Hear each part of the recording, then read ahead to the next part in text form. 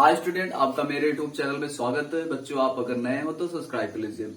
बेटा जो है आज आपके लिए हम लेके आए आंसर पेपर और अब जो है वीडियो हम अपलोड करते रहेंगे। आप चिंता ना करें, ठीक है। इंटर की भी और कक्षा 10 की भी। तो अब जो है हम आपके लिए आंसर लेके आए 11 वालों के लिए, जो हमारे स्कूल के बच्चे हैं जिन्होंने बड़ी मेहनत और हिम्मत के साथ जो है बैक पेपर डाला है। तो हमारा फर्ज बनता है कि उनके लिए कुछ करें। तो हमने आज जो है अंसाब लेके आए हैं आपके लिए, ठीक है।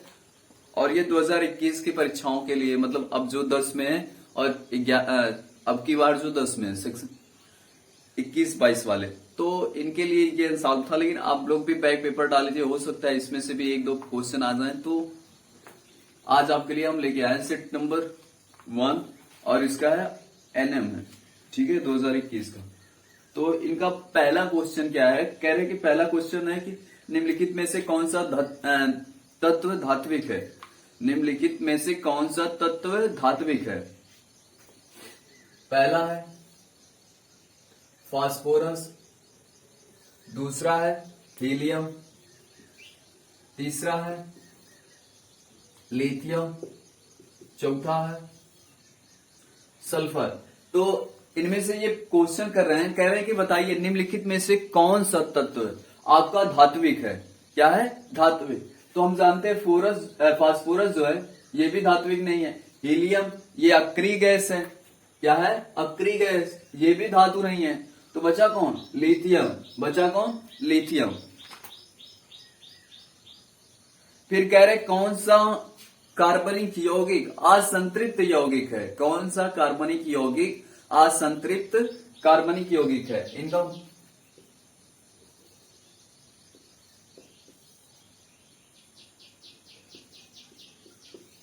पांच का था है आपका, ठीक है। कह रहे कौन सा कार्बनिक यौगिक असंतृप्त है। असंतृप्त। तो देखो अब पहला है एथेन। पहला क्या है? एथेन। दूसरा मेथेन, तीसरा एथिलीन,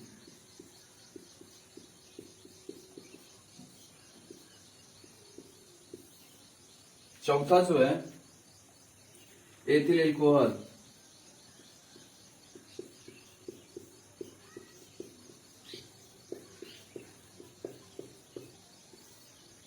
चौथा जो है आपका वो क्या है? Ethyl alcohol. एथेन, एथेन का सूत्र देखो CH3, CH3।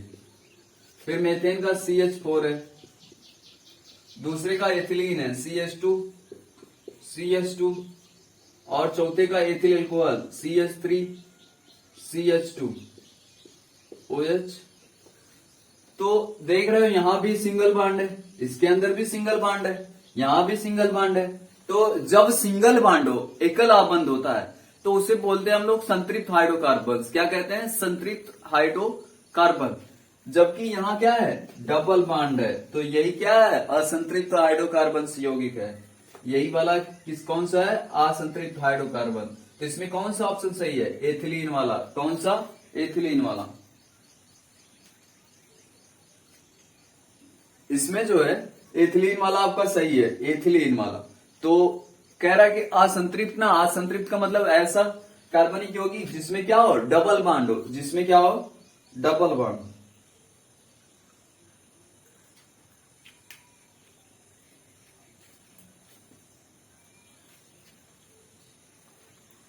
जिसमें क्या हो? डबल बॉन्ड हो।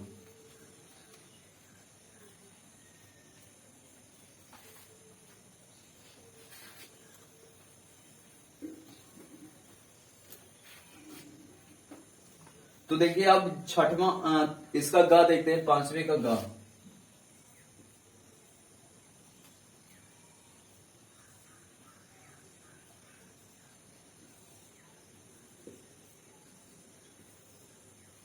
पांचवें का गा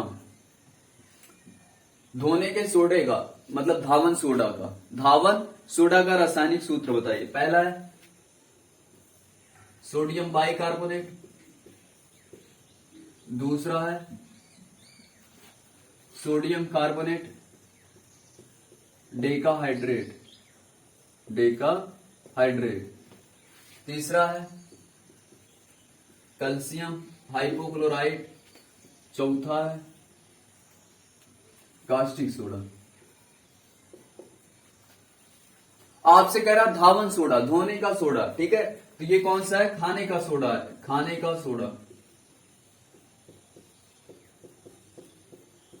ये क्या है? धावन सोडा। क्या है? धावन सोडा। और ये क्या है? Caustic soda.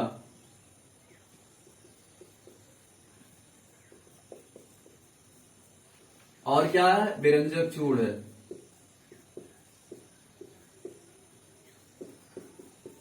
ये क्या है? विरंजक चूड़। तो आपसे कास्टिक सोडा नहीं सॉरी धावन सोडा के बारे में पूछा तो हम जानते हैं सोडियम कार्बोनेट डेकाहाइड्रेट होता है, तो यही वाला ऑप्शन सही है, दूसरा वाला। ठीक है, तो आप क्वेश्चन नोट करते रहिए, क्वेश्चन जो है नोट करते रहिए। फिर छठवां कह रहा है निम्नलिखित यौगिकों का संरचनात्मक सूत्र लिखिए। छठवें का वाला, छठवें का है जो कह रहा है निम्नलिखित यौगिक के रासायनिक सूत्र लिखिए। निम्नलिखित यौगिकों के रासायनिक सूत्र, पहला है प्रोपेनाल 1, प्रोपेनाल 1, ठीक है, या प्रोपेनाल। फिर दूसरा है पेंटेनल। क्या है? पेंटेनल। पहले तो आपको प्रोपेनाल लिखना है, प्रोपेनाल पहले का, और दूसरे का जो है पेंटेनल है, पेंटेनल। इनका सूत्र लिखने के लिए कह रहा है, इनका रासायनिक सूत्र या संरचनात्मक सूत्र। तो आप प्रोपेनाल का प्रोप का मतलब 3 है, पेंटे का मतलब 5 है, तो देखो प्रोप का मतलब 3 कार्बन लगाओ, लगा दिया। लास्ट में आल है, आल किस में लगता है? हाइड्रोक्सी समूह में। हमें लास्ट में पहले वाले कार्बन में क्या करना है? यहां चाहे यहां हाइड्रोक्सी समूह लगा दे। क्या लगा दे? हाइड्रोक्सी समूह। ठीक है, रुको पहले नीचे से लगा दो। कितने कार्बन की वैलेंसी पूरी हुई? यहां 2 पूरी हुई, एक और 2 हाइड्रोजन, 4 हो गए, अर्थात ये क्या हो जाएगा? CH2OH हो जाएगा। क्या हो जाएगा? CH2OH। अब यहां कितना है? यहां भी 2 बच रही है, 2 पूरी करो, यहां 3, तो हो गया संरचनात्मक सूत्र। अब देखो पेंटेनल कह रहा है, तो पहले 5 कार्बन, 4 हुआ, 5 कार्बन हो गया। लास्ट में हमें क्या जोड़ना है? HO जोड़ना है। क्या जोड़ना है? HO।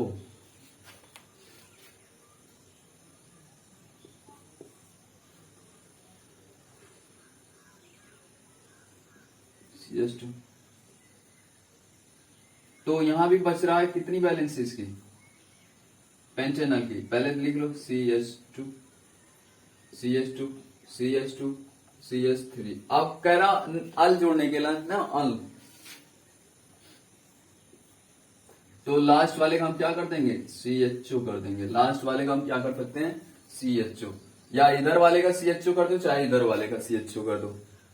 ठीक, इसकी जो बैलेंसी है देखो, ये ऑक्सीजन के साथ क्या होगा? डबल बॉन्ड के साथ जुड़ा रहेगा, और एक हाइड्रोजन रहेगा, तो हो गई ना बैलेंसी पूरी। अब यही कार्बन जो है यहां भी जोड़ सकते थे तुम। ठीक, देखो हमसे कह रहा है कि CHO ग्रुप जोड़ना है, तो पहले तो CHO ग्रुप में भी वो काउंट किया जाता है कार्बन। ठीक, तो 4 है हमारे पास, एक क्या कर देना है? CHO लगा देना है। और CHO का संरचनात्मक सूत्र क्या होता है? ये डबल बॉन्ड और एक ऑक्सीजन। इसी को शॉर्ट फॉर्म में क्या लिखा जाता है? CHO। क्या लिखा जाता है? CHO। ठीक, तो भैया नोट करो, इसका क्वेश्चन है छठवें का निम्नलिखित के संरचनात्मक सूत्र लिखिए। तो पहला है प्रोपेनाल, दूसरा है पेंटेनाल। तो ये प्रोपेनाल है और ये पेंटेनाल है, नल है, ये पेंटेनल है, नोट करिए।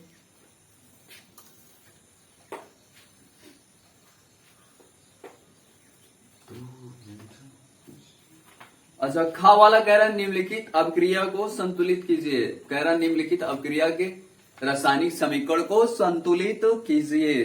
तो लिखिए बाबू, क्वेश्चन लिखिए आप लोग, निम्नलिखित अभिक्रियाओं का संतुलित रासायनिक समीकरण लिखिए। पहला है खा का है, 6 का खा, और इसमें पहला है संतुलित करने के लिए कह रहा है, संतुलित करने के लिए कह रहा है जिंक की क्रिया सिल्वर नाइट्रेट से करा रहे हो बाबू, सिल्वर नाइट्रेट से, किससे? Silver nitrate gives out. तो आगे क्या बनेगा वो भी बताइएगा आप, जरूरी नहीं, अभी हम देख लेते हैं। अच्छा, मतलब इसके आगे क्या बनेगा लिखो, तुम लोग लिख लो, हम अभी बता रहे हैं कैसे बनेगा। जिंक नाइट्रेट और सिल्वर अवक्षेपित होगी, क्या होगी? सिल्वर अवक्षेपित। लिखो जिंक नाइट्रेट, लिख दे रहे हैं अब, क्या जिंक नाइट्रेट प्लस सिल्वर बचेगी, क्या बचेगी? सिल्वर।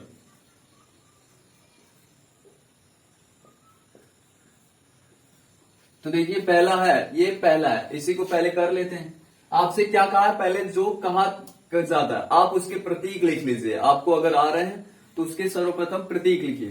क्या कहा है? जिंक का है ना, तो जिंक प्लस, अब क्या कहा है? सिल्वर नाइट्रेट का है, क्या कहा है? Silver nitrate. सिल्वर नाइट्रेट का है तो सिल्वर का Ag होता है, NO3 नाइट्रेट का होता है। अब हम चेक करते हैं कि हमारा जो फार्मूला है नाइट्रेट वाला सही है कि नहीं। ये तो सही है, जिंक का Zn, क्या ये सही है कि नहीं है? अब आप इसकी बैलेंसी मिला लीजिए, -1 इसकी +1, दोनों का चार्ज इक्वल है, दोनों का चार्ज बराबर है, तो फार्मूला सही है, गिव्स आउट। आपको जिंक नाइट्रेट मिल रहा है, जिंक लिख दीजिए, नाइट्रेट लिख दीजिए, क्या लिख दीजिए? जिंक और नाइट्रेट। अब चेक करिए आपका जो फार्मूला है वो सही है कि गलत है। यहां कितना? -1, यहां कितना? +2। देखो अभी चार्ज बराबर नहीं है, इसका मतलब हमारा जो फार्मूला है वो गलत लिखा गया। तो हम यहाँ क्या करेंगे? 2 से मल्टीप्लाई करें, 2 1 2, तो -2 हो जाएगा, तो ये +2 और -2 चार्ज बराबर हो गए।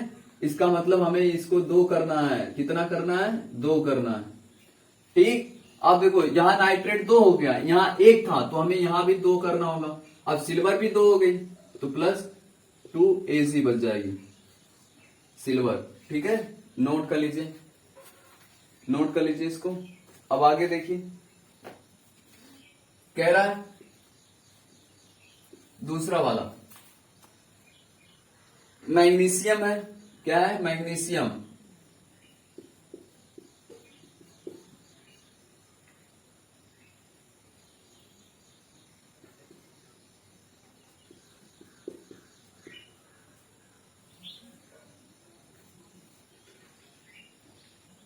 प्लस हाइड्रोजन क्लोराइड,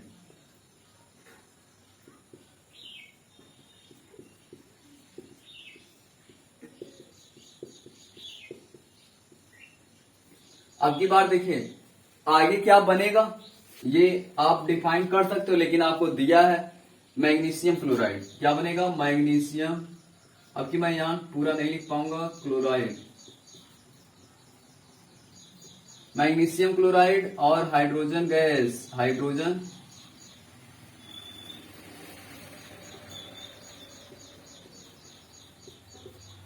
गैस, क्या निकलेगी? Hydrogen gas. तो देखिए आपको ये कह दिया कि मैग्नीशियम क्लोराइड, सॉरी मैग्नीशियम धातु आपने लिया, हाइड्रोजन क्लोराइड, अब इसकी क्रिया कराएंगे तो मैग्नीशियम क्लोराइड बनेगा और हाइड्रोजन गैस निकलती है। कैसे? आपने पढ़ा है कि जो एसिड होते हैं वो मेटल से रिएक्ट करके क्या देते हैं? हाइड्रोजन गैस देते हैं। क्या देते हैं बाबू? Hydrogen gas. और क्या बनाते हैं? अगर आपसे कह दिया कि अम्ल के 2 रासायनिक गुण बताइए, तो सबसे पहला गुण लिखिएगा कि जो है अम्ल जो है धातुओं से क्रिया करके अब धातुओं के लवण बनाते हैं, धातुओं के लवण। देखिए मैग्नीशियम क्लोराइड बन गया कि नहीं? बन गया। अब साथ में हाइड्रोजन गैस भी निकलती है, हाइड्रोजन गैस। तो मैग्नीशियम का है, Mg ले लीजिए, प्लस HCl का है, क्या का है? HCl, हाइड्रोक्लोरिक ले लीजिए, ठीक है। अब गिव्स आउट दे दीजिए, क्या बना है आपका? मैग्नीशियम क्लोराइड, तो मैग्नीशियम लिख लीजिए, क्लोराइड लिख लीजिए। अब दोनों ओर चेक करिए कि फार्मूला सही है कि गलत। यहाँ ये तो Mg है, ठीक है, इसमें कुछ करना नहीं है। यहां चेक करते हैं, यहाँ एक प्लस होता है, एक माइनस होता है, दोनों का चार्ज इक्वल है, फार्मूला सही है। यहाँ +2 होता है, यहाँ -1 होता है, अभी चार्ज इक्वल नहीं है, आपको क्या करना है, इसको 2 करना है। कितना करना है, 2। अब सही हो गया। साथ में हाइड्रोजन गैस निकल रही है, लिख दीजिए हाइड्रोजन गैस। ठीक, उस सिंबल का मतलब होता है गैस, और इस सिंबल का मतलब होता है कि ये नीचे नीचे बैठ रहा है, पेंदी में बैठ रहा है, तो ये इसका मतलब है कि गैस बनकर उड़ रहा है। अच्छा, यहां देखिए 2 क्लोरीन हो गया, 2 हाइड्रोजन हो गया, तो यहां आप 2 से मल्टीप्लाई कर दीजिए, सारे के सारे क्या हो गए, यहाँ पे इक्वल हो गए, अब संतुलित हो गया। ठीक,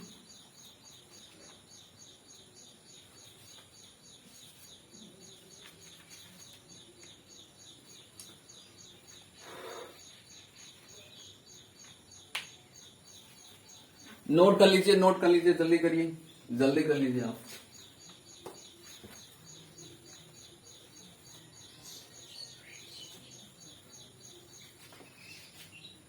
देखो बेटा, 7वां कह रहा है कि प्रत्येक यौगिक के 2 उपयोग लिखिए, प्रत्येक यौगिक के 2 उपयोग, 2 उपयोग।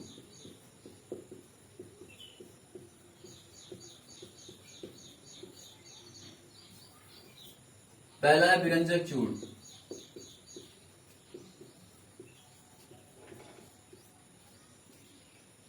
दूसरा है कास्टिक सोडा।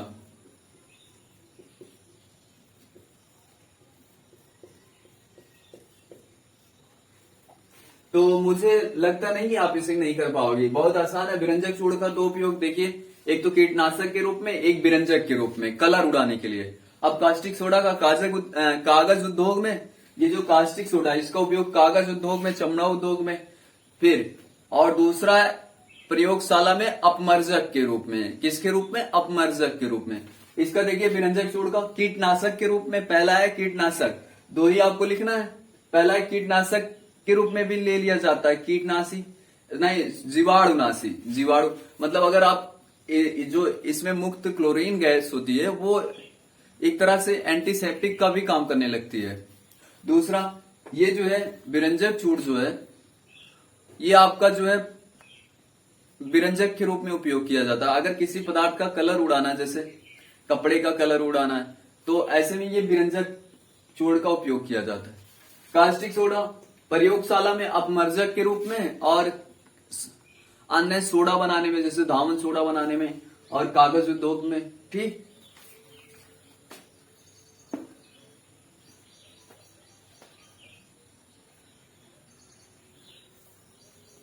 अब आगे हम लोग फिर से देखते हैं खा वाला, 7वें का खा।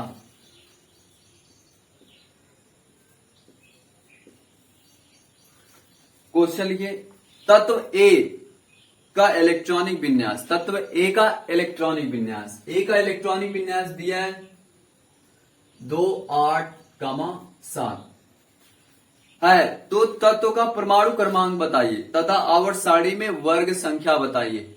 आपको क्या बताना है, परमाणु क्रमांक बताना है और वर्ग संख्या बतानी है। क्या बतानी है, वर्ग संख्या। तो एक बारी क्वेश्चन फिर से लिख लीजिए, तत्व ए का इलेक्ट्रॉनिक विन्यास बराबर 2 8 7 है। तो तत्वों का परमाणु क्रमांक तथा आवर्त सारणी में वर्ग बताइए। आपको वर्ग बताना है और क्या बताना है, इसका क्रमांक बताना है। तो परमाणु क्रमांक का मतलब जो इलेक्ट्रॉन वितरण है उसी को हम जोड़ लें, जितने इलेक्ट्रॉन को बांट दिया गया उसी को टोटल आप क्या कर लीजिए, जोड़ लीजिए। तो इसको जोड़िए, 8 2 10 7 17, कितना आया 17। 17 पे अब इसका नाम भी आप जानते हो, क्या आता है बाबू, क्लोरीन होता है।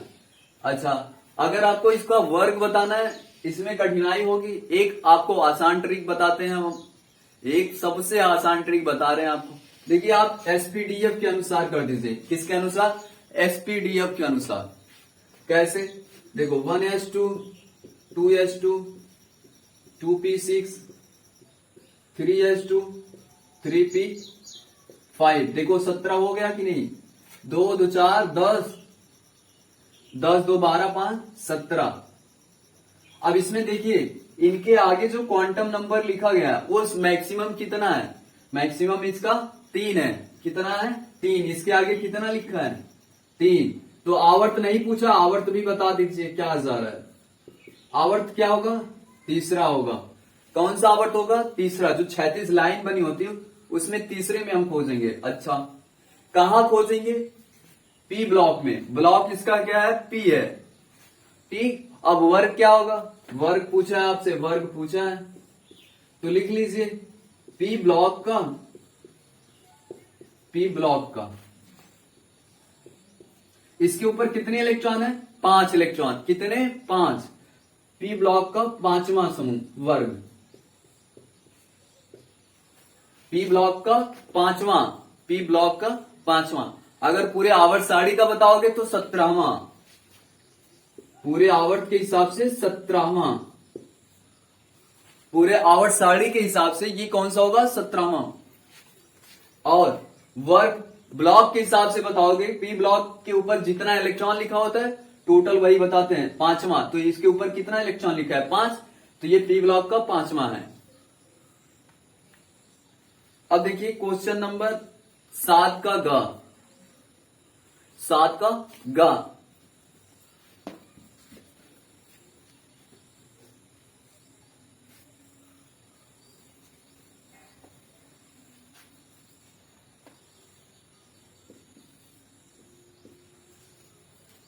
क्या कह रहा है आपसे, क्या होता है जब, मतलब रासायनिक समीकरण देना, आप क्रिया को कंप्लीट करना है। क्या होता है जबकि, क्या होता है जबकि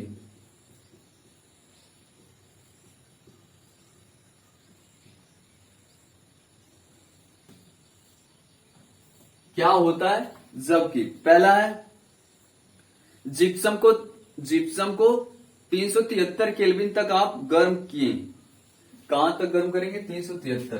पहला जिप्सम को आप कितना गर्म करेंगे, 373 केल्विन तक गर्म करेंगे तो क्या बनेगा, ठीक है, 373 केल्विन तक आप गर्म करेंगे तो क्या बनेगा, मतलब 100 डिग्री सेल्सियस तक आप इसको गर्म करेंगे तो क्या बनेगा। आपने प्लास्टर ऑफ पेरिस बनाने की प्रयोगशाला विधि क्या जानी थी, कि हम जिप्सम को लगभग 120 डिग्री के आसपास में हम गर्म कर देते हैं तो हमारा क्या प्राप्त होता है, प्लास्टर ऑफ पेरिस प्राप्त होता है, प्लास्टर ऑफ पेरिस। जिप्सम को हम 100 या 120 के आसपास में गर्म कर देते हैं तो हमें क्या मिलता है, प्लास्टर ऑफ पेरिस। तो आप जिप्सम को गर्म कर रहे हैं, जिप्सम का सूत्र है कैल्शियम सल्फेट और डाई H2O। अब इसको आप कितना गर्म कर रहे हैं, 373 केल्विन तक, ठीक है। तो आपका क्या प्राप्त होता है, कैल्शियम सल्फेट हाफ H2O,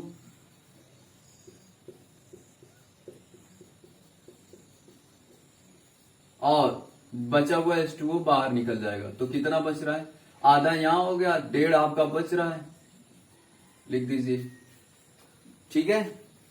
तो देखिए ये क्या है, प्लास्टर ऑफ पेरिस है, क्या है, प्लास्टर ऑफ पेरिस।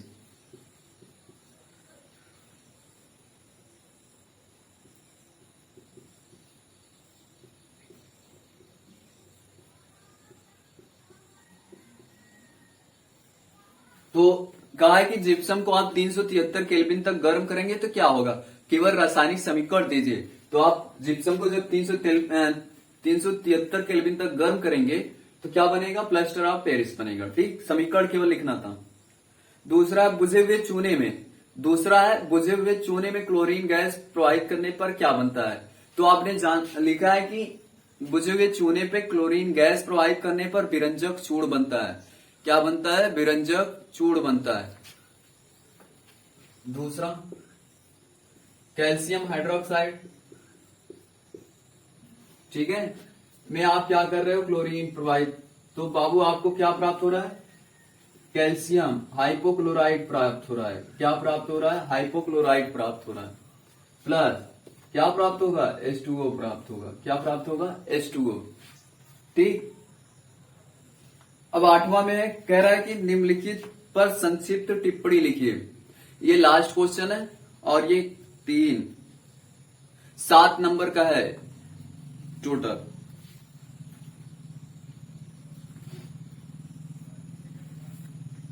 तो निम्नलिखित में निम्नलिखित पर टिप्पणी लिखिए, निम्नलिखित पर टिप्पणी लिखिए।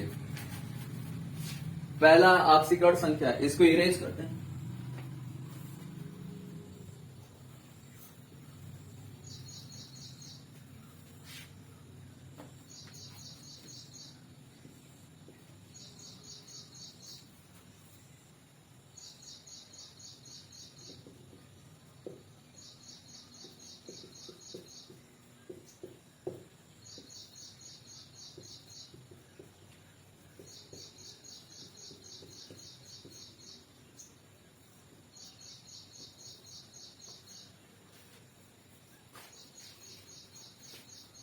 देखो बाबू, पहला क्या कर रहा है, पहले क्वेश्चन कर रहा है निम्नलिखित पर टिप्पणी लिखिए। तो पहला दिया है ऑक्सीकरण अपक्रिया किसे कहते हैं, आप मतलब ऑक्सीकरण अपक्रिया से क्या समझते हो। दूसरा है योगात्मक अपक्रिया, दूसरा है योगात्मक अपक्रिया।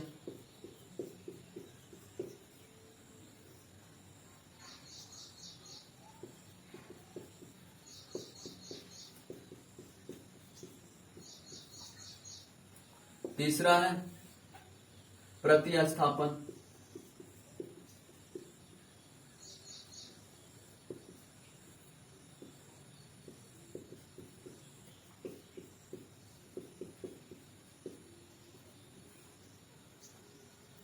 चौथा है सजातीय श्रेणी।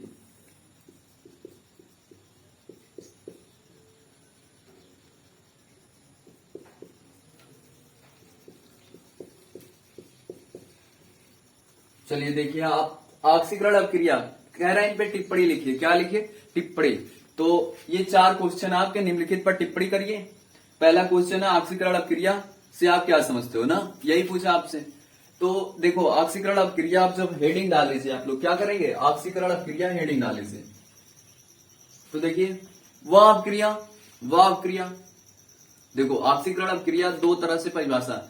पहले जब पुरानी परिभाषा बनाई गई, कौन सी परिभाषा, पुरानी परिभाषा, तो उसमें उन्होंने कहा कि वह अपक्रिया जिसमें हाइड्रोजन क्या हो, विस्थापित हो, मतलब निकले, हाइड्रोजन मुक्त हो और ऑक्सीजन ऐड हो, तो उसे हम ऑक्सीकरण अपक्रिया कहते हैं।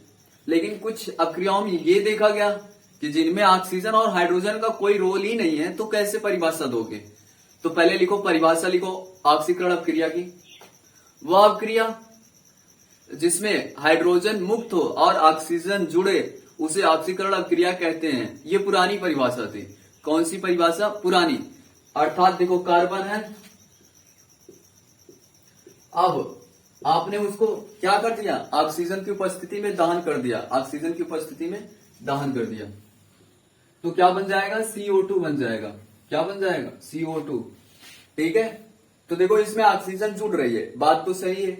ऑक्सीजन क्या हो रही है, जुड़ रही है। क्या हो रही है, जुड़ रही है। तो ये कौन सी अपक्रिया हो जाएगी, ऑक्सीकरण अपक्रिया। लेकिन ये देखो, जिंक है प्लस कॉपर सल्फेट है। अब ये जिंक सल्फेट हो जाएगा, क्या हो जाएगा, जिंक सल्फेट, और कॉपर अलग हो जाएगा। कॉपर क्या हो जाएगा, आप अलग हो जाएगा। तो अब बताओ, यह कौन सी अपक्रिया हुई। अब यहां ना तो हाइड्रोजन है ना ऑक्सीजन है बेचारा। इसमें तो ऑक्सीजन जुड़ गया, तो हमने मान लिया कि ऑक्सीकरण है। अगर हाइड्रोजन निकलता तब भी हम मान लेते कौन सी अपक्रिया, ऑक्सीकरण अपक्रिया। लेकिन ना तो यहाँ हाइड्रोजन है और ना ही ऑक्सीजन है, कोई तो निकल ही नहीं रहा, ना जुड़ रहा है। यहाँ क्या जुड़ रहा है, सल्फेट जुड़ रहा है और कॉपर बाहर हो रहा है। तो ऐसे में नई परिभाषा आई कि अगर हाइड्रोजन और ऑक्सीजन जहां ना होंगे, वहां हम क्या करेंगे, जहां हाइड्रोजन और ऑक्सीजन नहीं रहेंगे, वहां हम क्या करेंगे। ठीक। तो नई परिभाषा के अनुसार देखिए, बात वही थी, बस तरीका बदल दिया गया। यहां देखिए, ऑक्सीजन कब जुड़ा होगा इससे, अब ये मुक्त था ना, मुक्त था मतलब इसके पास अभी कोई चार्ज नहीं था। लेकिन अब यहां देखिए कितना चार्ज हो गया, ऑक्सीजन के ऊपर कितना माइनस होता है, 2 माइनस, और 2 का गुणा करिए क्योंकि 2 है, तो टोटल चार्ज कितना आ गया, -4। कितना आ गया, -4। अर्थात जब ये -4 है तो ये क्या होगा, +4। क्या होगा, +4। अब देखो, ऑक्सीकरण संख्या इसे बोलते हैं। किसी यौगिक के ऊपर जितना प्लस चार्ज होता है उतना ही उसकी ऑक्सीकरण संख्या होती है। अच्छा, यहाँ इस अकेले है, मुक्त है, इसका मतलब यहाँ ऑक्सीकरण संख्या 0 हो गई। तो ये देखो, 0 से +4 में चला गया, 0 से +4 में चला गया। तो इसका मतलब क्या हुआ, इसने 4 इलेक्ट्रॉन अपने अंदर से निकाल लिए हैं, 4 इलेक्ट्रॉन से निकाल लिए। तो परिभाषा, नई परिभाषा क्या बन गई बाबू, वह अपक्रिया जिसमें इलेक्ट्रॉन क्या होते हैं, त्यागे जाते हैं। वह अपक्रिया जिसमें इलेक्ट्रॉन त्यागा जाता है, ठीक है, उसे ऑक्सीकरण अपक्रिया कहते हैं। ये नई परिभाषा है, लिखो, वह अपक्रिया जिसमें इलेक्ट्रॉन त्यागे जाते हैं, ठीक है, उसे ऑक्सीकरण अपक्रिया कहते हैं। क्या कहते हैं, ऑक्सीकरण अपक्रिया। अब यहां देखो, जिंक अकेला था, ये क्या था, इस पे 0 आवेश था। कितना था, 0। अब यहां देखो, सल्फेट पे हम जाते हैं -2 होता है, तो इसका मतलब ये भी +2 होगा, ये भी क्या होगा, +2 होगा। तो ये 0 से कहां चला गया, +2 में चला गया, 0 से +2 में चला गया, अर्थात इसने भी क्या किया, 2 इलेक्ट्रॉन निकाल दिया। अब बता ले जाओगे ना कौन सी आक्सीकरण अपक्रिया है, कौन सी अपचयन। अपचयन में देखो इलेक्ट्रॉन ग्रहण किए जाते हैं, इलेक्ट्रॉन ग्रहण किए जाते हैं। ऑक्सीकरण में क्या होता है कि इलेक्ट्रॉन त्यागे जाते हैं, क्या होते हैं, त्यागे जाते हैं। तो एग्जाम्पल लिख लीजिए, देखिए लिख लीजिए इसको।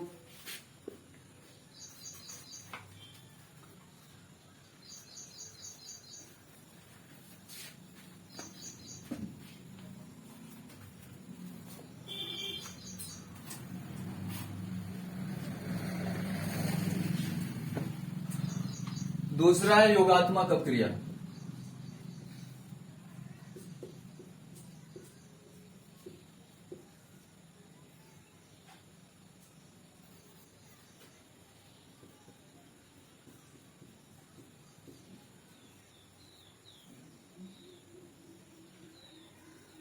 क्या है योगात्मक अपक्रिया। योगात्मक अपक्रिया हेडिंग डाल के लिखिए, योगात्मक अपक्रिया हेडिंग डाल के लिखिए। वह अपक्रिया जिसमें 2 या 2 से अधिक पदार्थ, जिसमें 2 या 2 से अधिक पदार्थ मिलकर एक रासायनिक उत्पाद बनाते हैं, एक उत्पाद बनाते हैं। वह रासायनिक अपक्रिया जिसमें 2 या 2 से अधिक पदार्थ मिलकर एक उत्पाद बनाते हैं, केवल एक उत्पाद, सिंगल, उसे योगात्मक अपक्रिया कहते हैं। तो जैसे आपने देखो कोयला लिया और ऑक्सीजन की उपस्थिति में जला दिया, तो दहन कर दिया, क्या कर दिया, दहन कर दिया, तो आपका क्या बन जाएगा, CO2 गैस बन जाएगी। ऐसे में ये क्या होगा, देखो आपके दो रिएक्टेंट थे, एक प्रोडक्ट मिला, योगात्मक अपक्रिया। कौन सी अपक्रिया, योगात्मक अपक्रिया। आप नाइट्रोजन गैस लेते हैं और हाइड्रोजन गैस लेते हैं, ये जो है उत्क्रमणीय अपक्रिया होती है, इधर बन जाती है, फिर विखंडन होने पे नाइट्रोजन और हाइड्रोजन अलग भी हो जाते हैं। तो मॉलिब्डेनम की उपस्थिति में, ठीक है, उत्प्रेरक यहां लिख लीजिए, कोई जरूरी नहीं है नाम लिखना। उत्प्रेरक की उपस्थिति में नाइट्रोजन और हाइड्रोजन गैस मिलकर क्या बनाते हैं, अमोनिया गैस बनाते हैं, अमोनिया गैस। अब इसको संतुलित कर लीजिए, यहां 3 कर दीजिए, यहां 2 कर दीजिए, सब बराबर हो गए। ये भी क्या है, योगात्मक अपक्रिया। क्यों, क्योंकि आपके पास 2 रिएक्टेंट थे, प्रोडक्ट कितना मिला, 1। अच्छा, आप अभी देखें कि कैल्शियम हाइड्रोक्साइड था कि नहीं, 7वां वाला।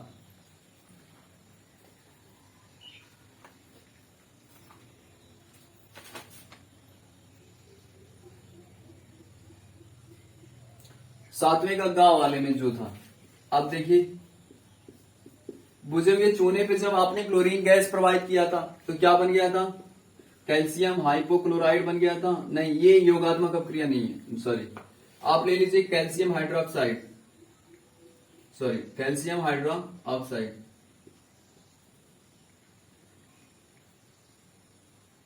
या कैल्शियम ऑक्साइड ले लीजिए। क्या ले लीजिए, कैल्शियम ऑक्साइड, मतलब बिना बुझा हुआ चूना ले लीजिए, ठीक है, बिना बुझा हुआ चूना।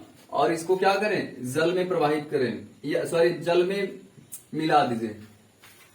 देखिए कैल्शियम ऑक्साइड लीजिए और इसमें जल मिला दीजिए, तो आपका ये क्या हो जाएगा, बुझा हुआ चूना बन जाएगा। क्या बन जाएगा, बुझा हुआ चूना बन जाएगा, कैल्शियम हाइड्रोक्साइड बन जाएगा। क्या बन जाएगा, कैल्शियम हाइड्रोक्साइड। आपने बिना बुझा हुआ चूना लिया, पानी में मिलाया तो बुझा हुआ चूना मिल गया। तो ऐसे में ये कौन सा है, देखो लास्ट में ये बर्तन गर्म भी हो जाता है, ये उष्मा भी देते हैं, क्या देते हैं, उष्मा भी देते, ये भी उष्मा देती है, क्या देती है, उष्मा। फिर से एक बार देखिए, कार्बन मतलब कोयला आपने लाया, वायु में जला दिया, दहन का मतलब जला दिया, तो गैस मिलेगी कार्बन डाइऑक्साइड, और उष्मा का मतलब आग जलाएंगे तो आपको उष्मा मिलेगी। तो इस तरह से ये एक प्रकार की उष्मा छेपी भी अपक्रिया हो गई। वह अपक्रिया जो उष्मा उत्सर्जित करती है, उष्मा छेपी होती है। तो ऐसे में ये योगात्मक अपक्रिया का भी उदाहरण है, उष्मा छेपी का। इधर भी देखिए, आप बिना बुझा हुआ चूना लेके आते हैं मार्केट से, बाल्टी में जब डालते हैं तो देखते हैं उबलने लगता है, ठीक है। तो इसका मतलब वो कैल्शियम हाइड्रोक्साइड में, मतलब बिना बुझा हुआ चूने में कन्वर्ट हो गया। और क्या दे रहा है आपका, उष्मा दे रहा है। क्या दे रहा है, उष्मा। इसका मतलब ये क्या है, उष्मा छेपी अपक्रिया का उदाहरण है। अगर आपसे उष्मा छेपी का उदाहरण पूछे तो ये दोनों आप लिख लीजिएगा।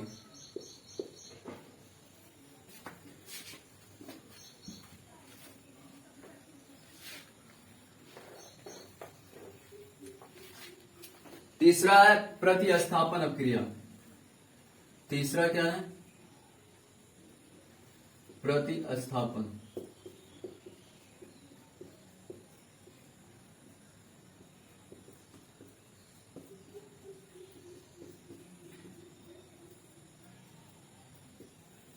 देखो इसमें लिखो प्रतिस्थापन अपक्रिया में वह अपक्रिया या किसी यौगिक में, ठीक है, किसी यौगिक में अधिक क्रियाशील परमाणु कम क्रियाशील परमाणुओं के साथ क्या हो जाए, या दूसरा लिखो, सॉरी इसको इस तरह से लिख लो थोड़ा बना के, जब किसी रासायनिक अपक्रिया में एक अक्रिय, लिखो किसी रासायनिक अपक्रिया में दो या दो से अधिक पदार्थ, ठीक है, जब एक दूसरे को क्या हो विस्थापित करके, एक दूसरे को विस्थापित करके स्वयं उसकी जगह पे स्थापित हो जाते हैं, स्वयं उसकी जगह पे स्थापित हो जाते हैं। जैसे आपने सोडियम सल्फेट लिया और बेरिलियम क्लोराइड ले लिया। क्या ले लिया? Beryllium chloride. अब देख रहे हैं ये जो क्लोराइड है इसकी जगह पे आ जाएगा और सल्फेट जो है इसकी जगह पे चला जाएगा। तो इसमें ये लिख सकते हैं जब किसी रासायनिक अपक्रिया में एक पदार्थ दूसरी पदार्थ को विस्थापित करके स्वयं उसकी जगह पे स्थापित हो जाते हैं, तो उसे हम प्रतिस्थापन अपक्रिया कहते हैं, उसे हम प्रतिस्थापन अपक्रिया कहते हैं। किसी रासायनिक अपक्रिया में जब एक पदार्थ दूसरे पदार्थ को विस्थापित करके उसकी जगह पे स्वयं स्थापित हो जाते हैं, तो हम उसे कहते हैं प्रतिस्थापन अपक्रिया या विस्थापन अपक्रिया। क्या कहते हैं? विस्थापन अपक्रिया। तो देख रहे हैं यहाँ सोडियम क्लोराइड है, सॉरी सोडियम सल्फेट है और यहाँ बेरिलियम क्लोराइड। तो क्लोराइड क्या करेगा? सल्फेट की जगह पे आ जाएगा और सल्फेट क्या करेगा? क्लोरीन की गैस जगह पे चला जाएगा। तो ये आपका हो जाएगा सोडियम क्लोराइड और क्या बन जाएगा? बेरिलियम सल्फेट बन जाएगा। क्या बन जाएगा? Beryllium sulphate. ठीक, नोट कर लीजिए। और लास्ट था आपका सजातीय श्रेणी। क्या था? सजातीय श्रेणी। एक और उदाहरण इसका देख लीजिए। हाइड्रोजन समूह का आप कोई ले लीजिए, हेलो एल्केन ले लीजिए, ठीक है। हेलो एल्केन का मतलब आप CH3 Cl लीजिए, मेथिल क्लोराइड।